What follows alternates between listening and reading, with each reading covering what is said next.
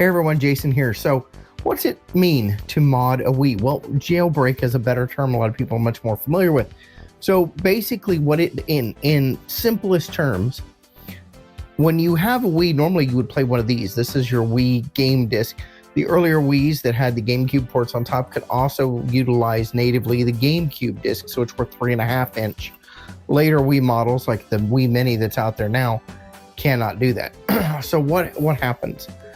When you mod the Wii, jailbreak it, you're changing the system software to utilize the USB port or the SD card slot that are built into the console to look for games there rather than the disc. Now you can still insert disc, the disc drive still works just fine.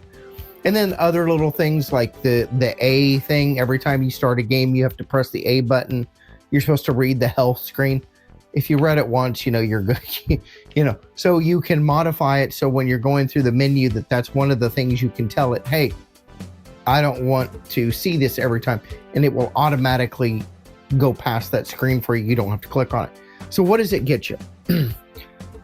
We load games from the Atari all the way back to the Atari 2600.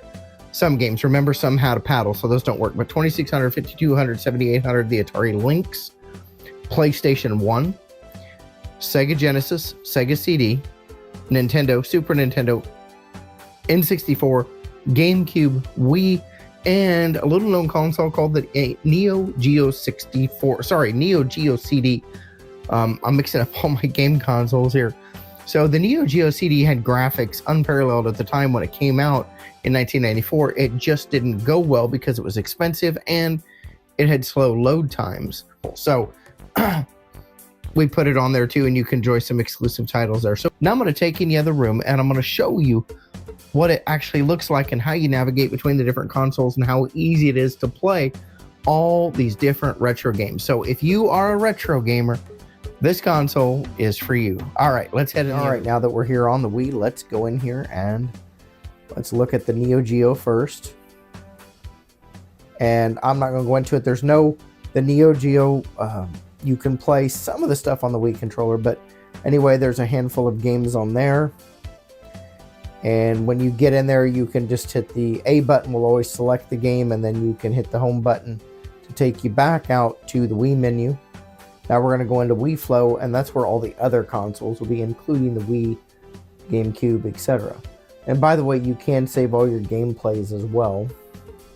Here we are back on the Super Nintendo, so you can see you get some nice little animation, and then you can click the A button and you can see, and then if you hover over it,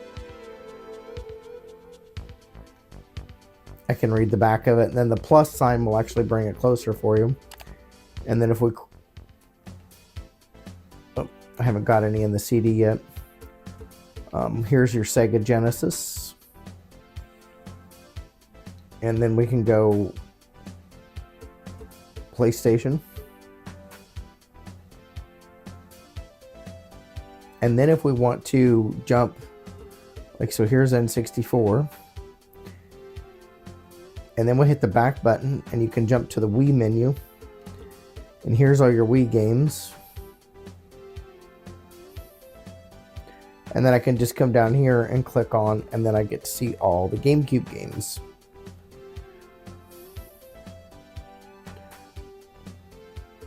And I believe, yeah, so on the GameCube and the Wii, you've got these different ways you can look at them. Here you can do the same thing. I can press the one button, and so I can look at it like this. And then the same thing here, you can change your view depending on what works for you.